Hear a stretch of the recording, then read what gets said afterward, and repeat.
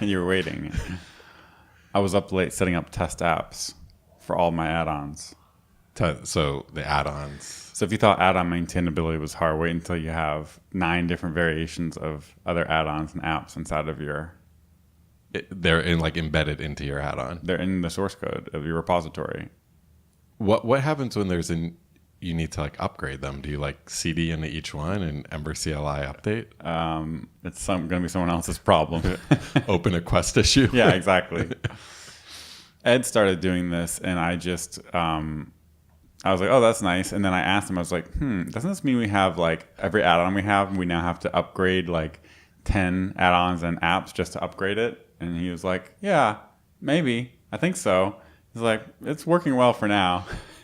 These add-ons these dummy apps that you have embedded in your add-on, there's not a lot of code in them, right? Right. So if there's as much code as there is in a brand new. That's the thing to get your add-on working. I mean, a new add-on. If you Ember new add-on, or Ember add-on my add-on.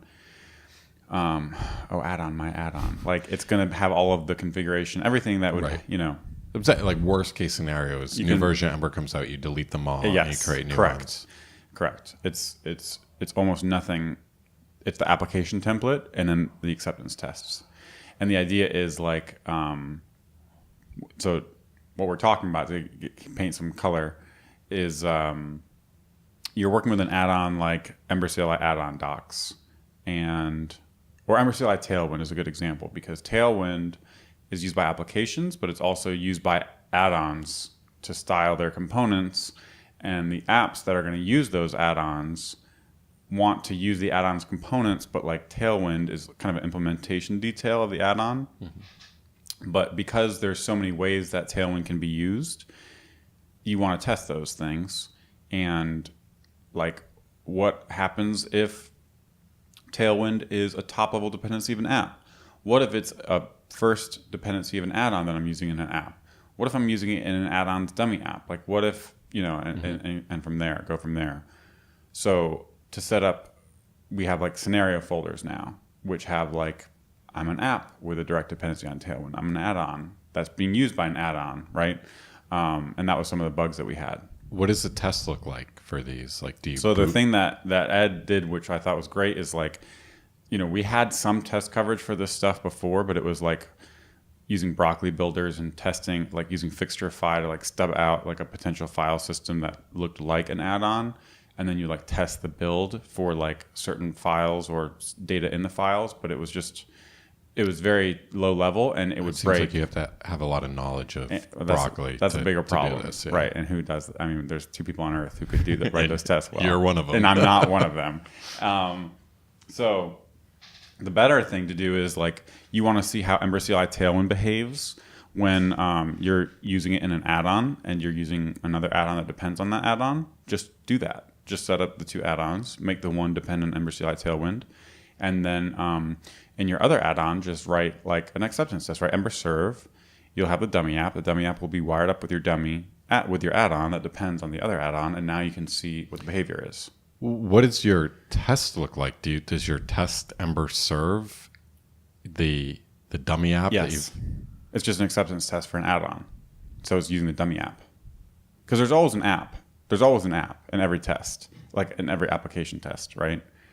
So wait, I'm not following. Do these dummy apps that you have embedded, in the scenarios folder, do they have their own acceptance tests? The dummy apps, sorry, it's confusing. I'm using the phrase test app and test add-on for things like test add-on, and then the dummy app is just the normal dummy application that comes with. Okay, so we need to distinguish. We need to distinguish these two. Okay, exactly. So I'm talking about the test app and test add-on. Mm-hmm. How do you what does a test look like to test that? When I have Tailwind in a test app, I get this result.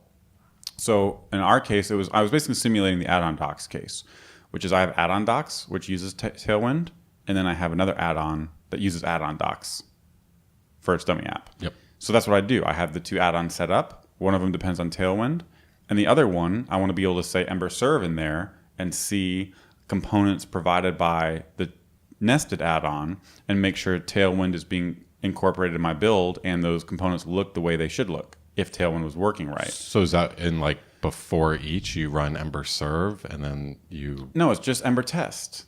That's going to be booting the dummy app, and I'm going to get a dummy app that I'm going to write an acceptance test again. So I get to visit the dummy app that for is the top level of add-on, the test add-on, the top level test add-on.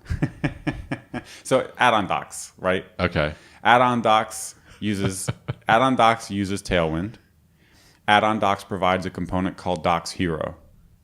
So I'm writing storefront, and I want to use addon docs, and I want to make sure I can use docs hero. And docs hero works if the text of the hero is 36 pixels and the color is #333 or so whatever, right? Yep. So those are the visual expectations.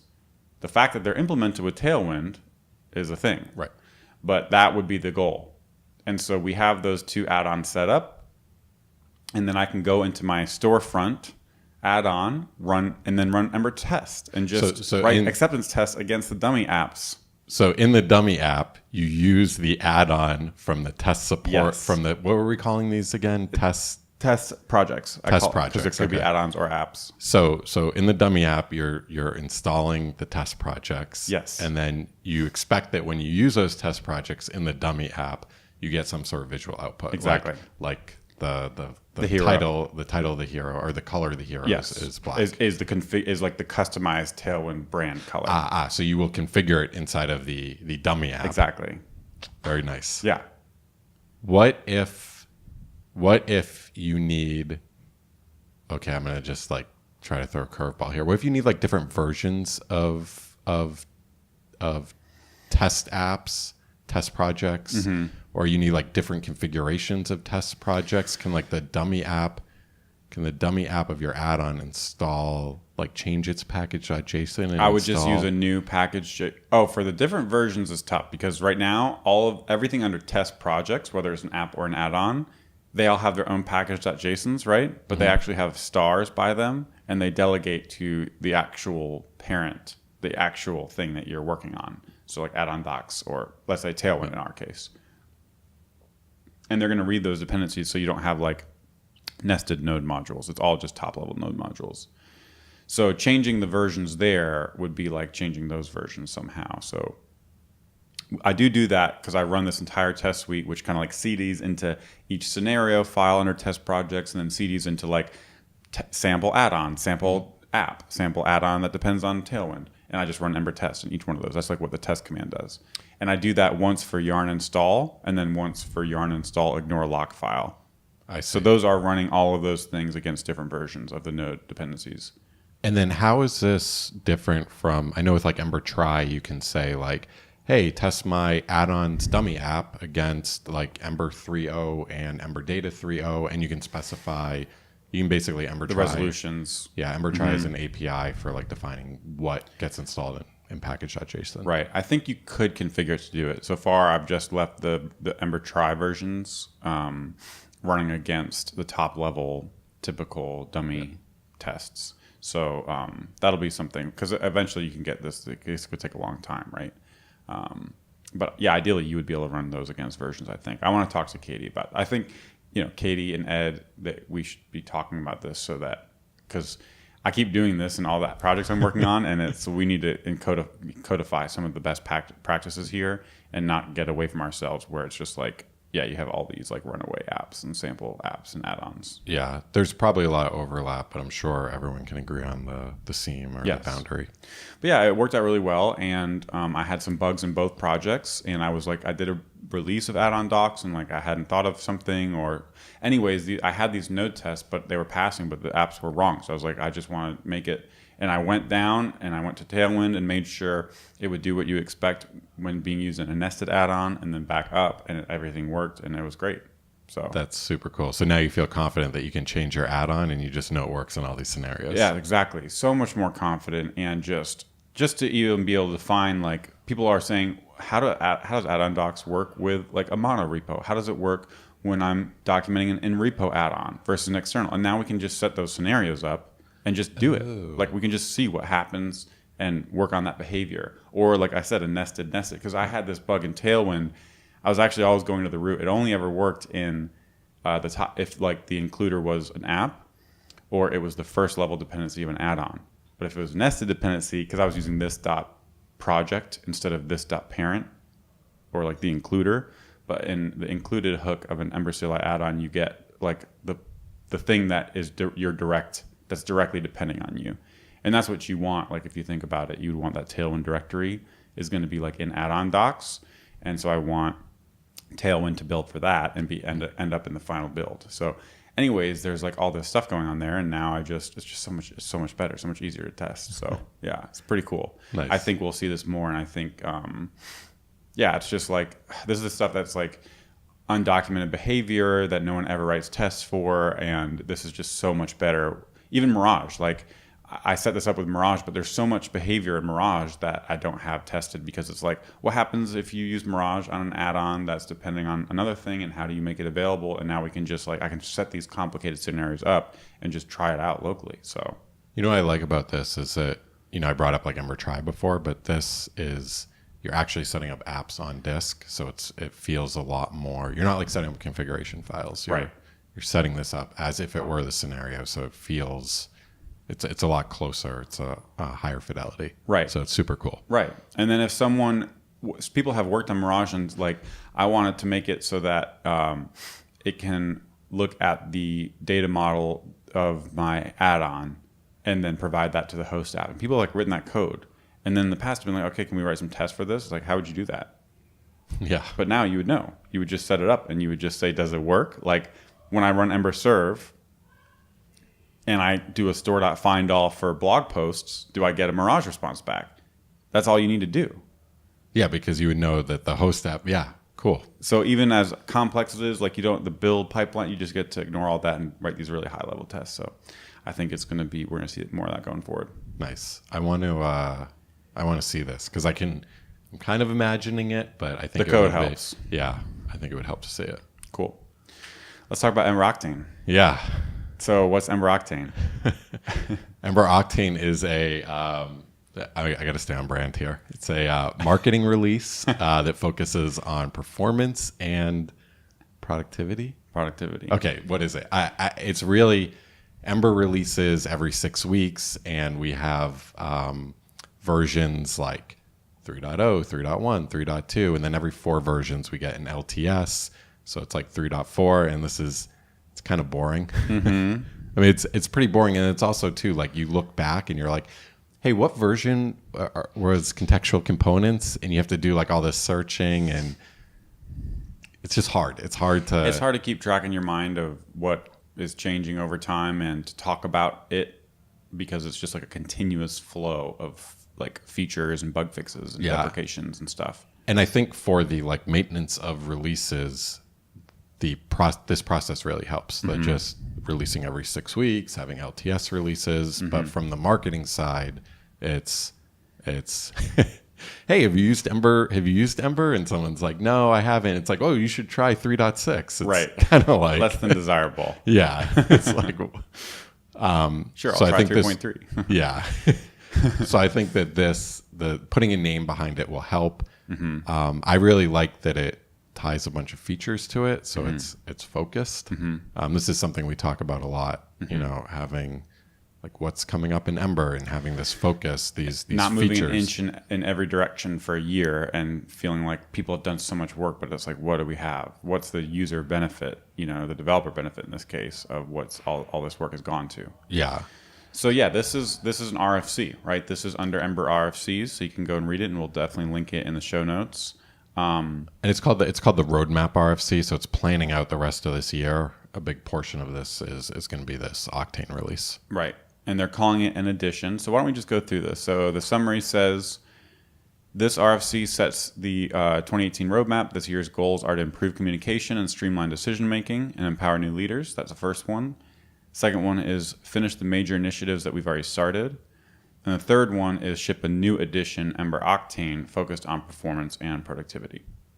So then we talk about the motivation here, and it says this document kind of distills the 2018 community survey. So that was the Ember.js. That was the survey from EmberConf that the 201 puts on. And then we had the community hashtag EmberJS 2018 blog post. So we wrote one of those. Katie, Chris Kryko, 201, bunch of people. There were a lot. A lot of them. Yep. And those were really cool. And this is nice because, you know, the folks on core have taken time to go over all those, and they know, you know, they talk about what's the most common piece of feedback and where people are looking for getting their needs met, you know, in Ember development. So it's really neat. Discussion on Discuss and deliberation among the core team. RFC, the goal is to align the Ember community around a set of shared achievable goals. Okay, so right, we've got these 3 points here. I really like this, by the way. This RFC is Yeah. when I first read this, I was a little nervous or skeptical, just because we've had lots of ambitious goals for things that are going to change in Ember or things that people are going to work on, and the reality is, like, Ember is volunteer led. People change jobs, people change priorities, and it's exciting to work on new things like engines or fast boot or routable components or whatever. And, you know, that's just, there's always lessons learned with that stuff. But when I opened this, I was like, oh, is it like, here we go again? But then by the time you get done with it, it's really nice. There's a really nice focus. There's a really nice, it's thoughtful, and it's focused on things that are already in progress. So I had that same feeling. I wasn't really anxious about it, but when I got to the end, I had that feeling of, this is awesome. I'm really excited about this. And I think that's what it was. There was nothing new. Right. I wasn't being introduced to anything. There wasn't, you know, there was no glimmer. There Using was no, React. using template. JSX. There was nothing new here. So it felt like there's a lot of the loops are being closed on work that's been in progress for, I mean, some for a few months, some for years. And so that's exciting. That's Super why exciting. that's why we like Ember. Right. So it felt like it aligned with all the Ember things. Yep. So first, we want to improve communication and streamline decision making. So this section says, there's never been more time and energy going into Ember, but we've heard loud and clear that the momentum is not as visible as it needs to be. And, you know, we talked to Tom about this, and the way he phrased it, I think last time we talked, was like, he feels like there's a lot of latent energy in the Ember community. Like, there's just there's like new interest. You're seeing new people. You know, I'm seeing new people join like the Ember NYC meetup all the time. Like, I get email notifications of people joining the NYC meetup. I'm like, who are these people? Where are they coming from? Like, those are Russian spam bots. So it's like, and there's definitely new folks we're seeing writing blog posts and doing add-ons and stuff. And it does feel like there's been a bit of a bump recently compared to, like, if you look at the last 2 years, like, more recently the trend has been up. So it's kind of like, I think that's what he's talking about. And so the goal is to, like, make sure to take that momentum and keep it going, and to share all the stuff that's being worked on, because the core teams are so, you know, dispersed and working on so many different things based on their priorities at work. So they say they want to continue to expand and refine the team structure, breaking up work and delegating it to strike teams or new core teams. They want to move to discoverable communication tools, such as our discourse forum, that don't lose history and are visible search engines. And this is huge. This is huge. Yeah. We've been both using Discourse a lot more. Slack, the low barrier to adding a comment to something means that it means the signal to noise ratio is much lower than something like Discourse, where people take the time. It's a lot easier to reply on Slack than it is to reply on Discourse. Yeah. Yes, but the people who have something to say are going to take the time to compose a nice message in Discourse, and it leads for much higher signal to noise and discoverability. So it's really good. It's also a way to, like, hack Ed's brain. Yeah, well, that's what I was going to say. Is if anyone's skeptical of this, post a question on Slack and on Discourse and just see what happens. Yeah, see what happens. That's good. Automate communication. For example, the status board automatically pull data from GitHub. Document best practices for core teams, spreading knowledge about what works and what doesn't. Invest in mentoring, both through more contributor documentation as well as direct mentorship relationships. I mean, this is hard stuff for sure. You know, this was a big part of the focus of our Ember.js 2018 blog post, was just talking about communication, because you talk to a core team member at a conference or meetup, you hear all the stuff they're working on, and it's like, I would have loved to hear that over the last 6 months since EmberConf happened, you know? Yeah. So I think they heard that message loud and clear from some of the blog posts. And there's also a thing too. It's like when you're when you're involved in the Ember community and you have friends in the Ember community, it's a lot easier to communicate, and you stay in touch, Right. and it's easy to know what's going on. Right. I think when you are, you're not doing Ember 100% of the time. Maybe you're doing Ember half the time. Right. Or maybe you are doing Ember 100% of the time, but you just don't go to meetups. Yeah. And you don't watch videos or it's podcasts. There's all those things take a ton of time, and people are just busy at work, and So it's really, I mean, it's everyone is has unhealthy as an obsession with this stuff as we do. Yeah.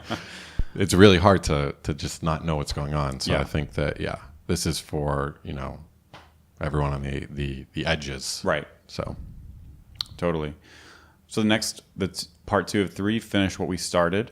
So this year we need a strong focus on shipping. Huge improvements to Ember have either already landed or are in the pipeline. We need to cross the finish line on these before moving on to new initiatives, however important or exciting they might seem. So this is a great thing to hear. It's really great to hear. This is the best thing. Yeah. This is the best thing you could hear. Seriously. Yes. Done doesn't mean behind a feature flag on Canary. Finishing what we started means ensuring that features are discoverable on by default and that the guides and other documentation have been revised to take them into account.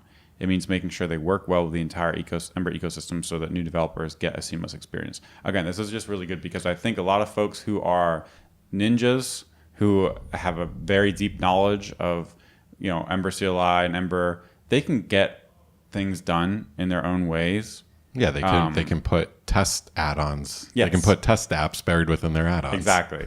So, but the 99% of people are going to be completely left behind.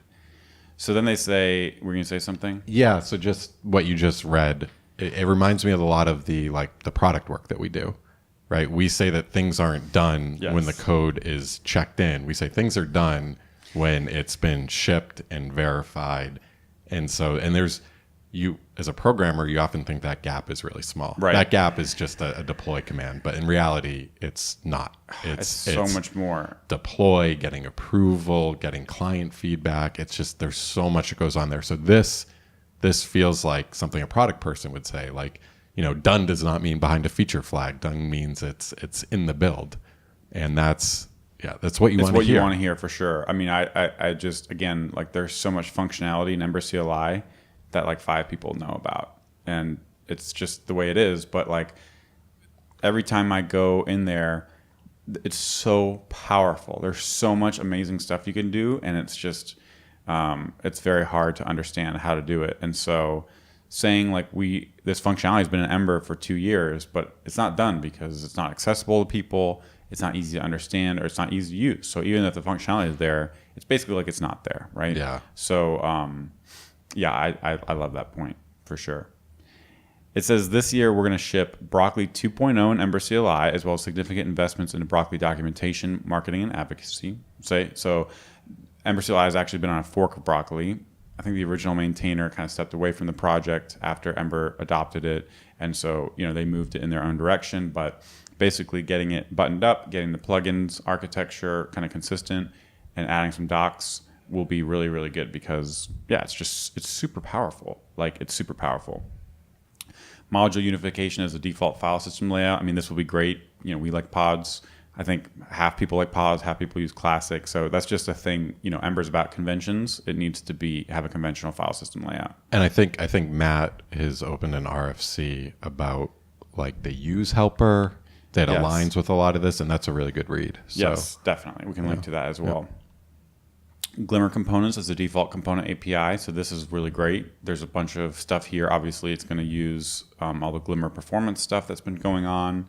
You get the cool APIs like tracked and using just JavaScript properties. You track something and you just do this dot and this dot equals for get and set, which is awesome. And Glimmer templates are outer HTML instead of inner HTML. So no more tag name, no more class name bindings or class names, no more attribute bindings ever. So this is awesome. Yeah, this is the kind of simplified low-level primitive that Ember needs. One way to do everything. It's really good, really exciting. Again, this is something we've been hearing about for a long time. We're able to use this today, but it's going to be awesome when this is just the default. I'm so excited for this. Totally. native JavaScript classes as a default object model. It's great as well. I think it's more important for newer folks to coming in, because for me, like, yeah, I mean, we're used to it. I don't really think about it that much. Right. There's nothing. I'm not worried that there's something I can't do with a native JavaScript class that I can't do with Ember's object model. Right. So I don't worry about this. But yeah, for new folks, I mean, It's just someone sees ember.object.extend and they cringe. Yeah. So you don't, you're like embarrassed by that. Yeah. So yes, it'll be. Yeah. That would be good. Native JavaScript modules, including exposing modules in the build pipeline and allowing add-ons to integrate with tools like Parcel, Rollup, or Webpack, publishing Ember as NPM packages, and importing NPM packages into your apps. This was, they say, this last one, the importing NPM packages, they say this was far and away the most mentioned feature request in all of the Ember.js 2018 blog posts. And since then, there's been some work. Ed has that Ember auto import, which does this. Yeah. And it covers so many cases. Yep. Again, look at those test apps. He's got it. Because think about how hard that will become once you have auto import and a dependency of a dependency, and it's importing something from npm that the parent has a peer. Like, it gets totally insane. But it's super stable right now, and we've used it and it's great. So having this in by default will be awesome. So yeah, that's kind of the second section. What was the name of that section? Finish what we started. So we've got communication, finish what we started, and then we've got Octane. So let's talk about Octane. They talked about the homepage a little bit, and that's something you and I have been working on. The way we talk about that is like the homepage doesn't reflect what it's like to be an Ember developer today. It makes it feel like an old framework that hasn't grown up and evolved over time and embraced new patterns. It just couldn't be further from the truth, right? Right. So folks who use Ember on a day-to-day basis love it. I mean, and so we want the marketing, and they love it so much they'll start a podcast about it. So we want the homepage to reflect that, and Ember's kind of marketing materials to reflect that. So let's go through this. Ember releases a new stable version every 6 weeks. For existing users, this drumbeat of incremental improvement is easier to keep up with than splashy big bang releases. However, for people not following Ember closely, it's easy to miss the significant improvements that happen over time. As detailed in the forthcoming Ember Editions RFC, every year or so we will release a new edition of Ember, focused on a particular theme. The set of improvements related to that theme, taken together, mark a meaningful change to how people should think about Ember. In 2018, we will release the first edition of Ember called Ember Octane. Octane will focus on the themes of productivity and performance. We'll talk about how Ember excels in performance-constrained environments, particularly on mobile devices, as well as the productivity benefits of modern JavaScript features like classes, decorators, and async functions when paired with Ember's strong conventions and community. So it's pretty cool. Productivity, obviously, has always been something that we value as Ember developers, and performance has been something that's been a focus with all the Glimmer work, the Glimmer VM, over the last basically 2 years, I would say. So it'll be interesting to see how those will come together in a focused message.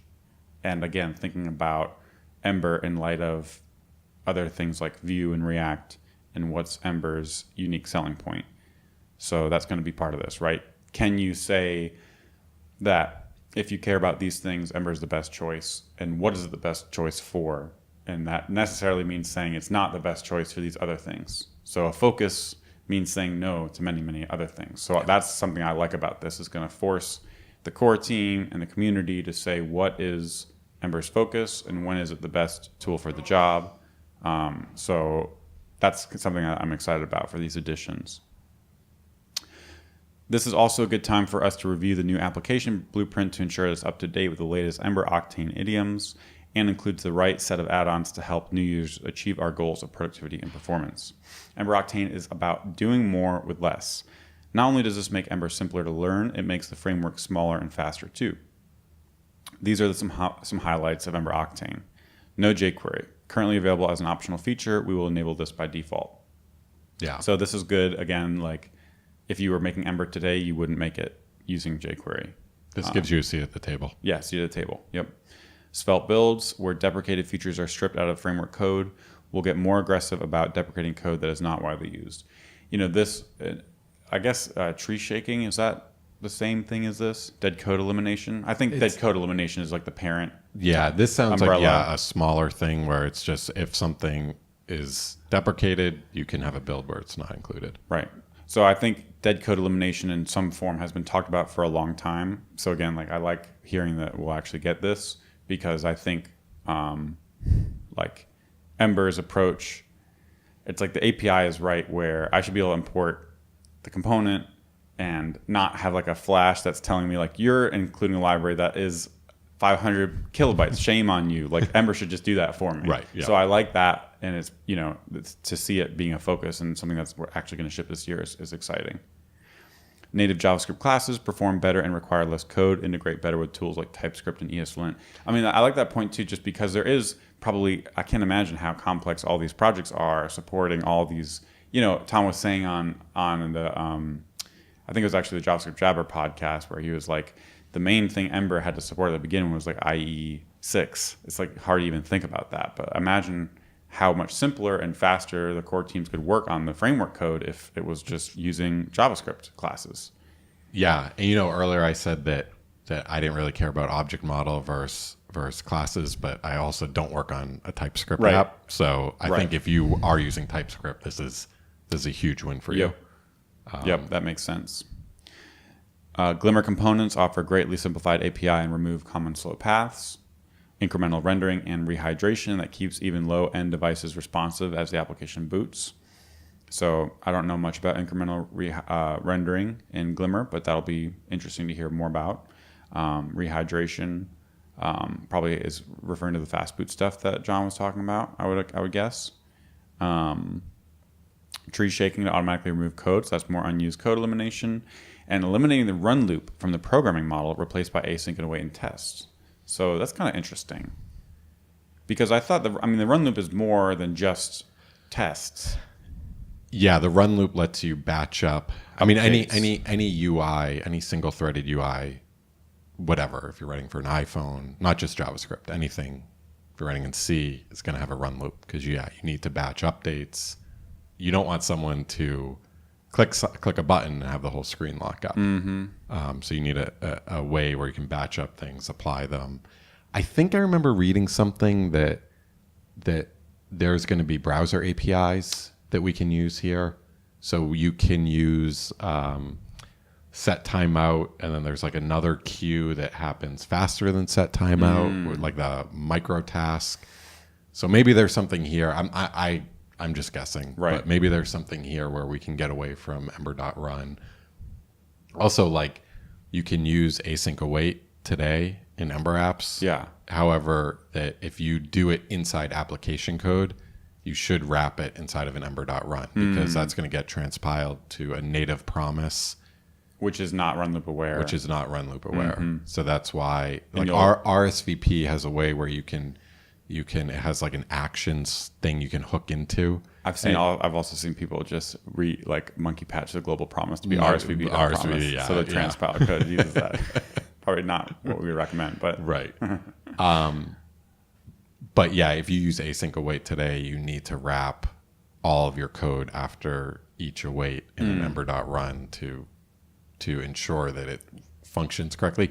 Usually you don't need to do this, but there are situations where it's unexpected, and so this is cool to see. This is cool, yeah, totally. I mean, yeah, if the run loop, we tolerate the run loop because of the benefits it gives us. It's not something that it's not a good part of. It's not like a part of the programming model that is nice to use. We tolerate it. Yeah. So if we could have the same benefits of using Ember without the run loop, that would be great. It's hard for me to imagine. Like I think I would still want stuff that's like after render. Yeah. So I think there would probably still be queues. Yeah, that you would have there would access still be to queues somewhere. in app land as an app developer. Yeah. Because you would need to initialize something right. or wait for a list to render or something like that. Right. Interesting. The final timeline and feature set of Ember Octane will be determined by the core teams and are not set in stone. In keeping with our commitment of finishing what we started, these are all features that are either finished or being implemented now. We should not plan for Octane to have any features that are not already close to being done today, so that we have adequate time to make sure they will work well together as part of a cohesive programming model. The process of releasing a new edition also gives us an opportunity to evaluate what it's like to use Ember end to end. We will overhaul the Ember homepage, focusing on Ember Octane and how it helps solve targeted use cases. This is also a good time to perform a holistic review of the guides, making sure that examples use the latest idioms and set new learners on a good path. Did we miss the part that said which 2 things we're going to focus on? Is that in this RFC? Can you scroll up? Yeah, it is. It's kind of sprinkled all over the place. It's like performance and productivity. But it's okay right here. I think we missed on the detailed design. So there's the 3 bullet points here. This is actually at the beginning. So the 3 bullet points is kind of like the improved communication, finish what we started, and then ship out Ember Octane. And then there's this one part that we skipped. It says, to help us deliver a polished, cohesive experience, we will focus on 2 end-to-end real-world use cases. Having concrete use cases in mind helps us improve our marketing as well as prioritize feature development. In 2018, our 2 use cases are productivity apps, and this is, they say, Ember's historical strength, sophisticated, highly interactive apps that users spend a lot of time in getting things done. I think of like, you need a budget. YNAB is like a perfect example. It's an Ember app. You go in there, you do your budgeting. It's like working with an Excel-like app. And then content apps, where pages are text-heavy and where the first load is critical in performance-constrained environments. Ember's strong conventions can help developers build faster apps by default. And here I think about LinkedIn's homepage. Yeah, this is interesting. Like the productivity apps kind of, it's like the bread and butter where we would recommend Ember. Mm-hmm. The content apps feels kind of new. It feels, I mean, I know LinkedIn has been an Ember app forever, but it feels like, as an Ember developer, I hear content apps and I'm like, whoa, wait, like these are a thing? Right. So it's interesting. But yeah, I think it's also driven a lot of the R&D, I guess you would say, over the last couple of years. Things like fast boot, engines to allow code splitting, Glimmer VM to allow faster rendering. So that kind of makes sense. And those are important, right? Like it's not, you'll wait for YNAB to load because it's just loading your data. You aren't sharing a link to your budget on Twitter and everyone's going to be visiting it. Right. But something like EmberMap, you want a video to load fast, and we want to be able to use Ember for that too because it does make you super productive. When we got the fast boot stuff figured out, think about how much faster the website was. Yeah. Like just think about the experience was so much better. Yeah, you just don't have to worry about it anymore. Yeah. It's like you just click on it and it's, this thing is already rendered. So I think getting a good end-to-end story on how to do this is important because us going through this with EmberMap, we notice there's a lot of gaps here and it's hard. And I wouldn't like smart teams can figure it out and they have been, but like again, and I think it's right what he's saying, which is Ember's conventions can help developers build faster apps by default. I believe that's true. It's just not true in practice right now today. Yes, absolutely. You're not going to build for a content site, a content app. You're not going to build a fast, more performant app using Ember out of the box than if you were to just use a static site generator or a Rails app. But think about if you were building a static site and it was fast, and you could use Ember components and all the goodies. Yeah, Ember addons. Oh yeah, it'd be super exciting. Oh yeah, totally. Let's scroll down to the end because there's just one little section at the end. Non-goals. One of our most important goals this year is to focus on shipping. Focus means saying no to ideas we really like. So they're going to say no to major new Ember data features. We'll instead focus our efforts on stabilizing Ember data and updating it to align better with Ember Octane idioms. I like this. I mean, there's been, and again, this is not to say that there's not going to be work done on Ember data because there's been a ton of work done on Ember data lately. And we couldn't imagine building an app without Ember data, but it is like 80% of the way there. And the question is like, how can we get the last 20% to really tell a complete story? Yeah. And I think when someone says, hey, I want Ember data to support GraphQL, you can say, that's a great idea. We're focused on this in 2018. Yep. We're not focused on that because we're focused on this RFC roadmap. Yep.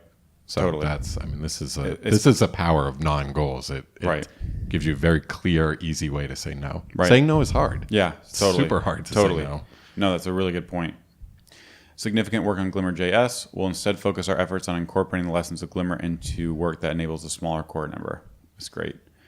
Further Glimmer VM optimizations. and then brand new language features in either handlebars or Ember's JavaScript files. So yeah, I think again, it's like you just said, you just nailed it. This is going to let everyone focus on the things that matter the most. So yeah, this is a really cool RFC. There's probably some good discussion going on in the PR itself.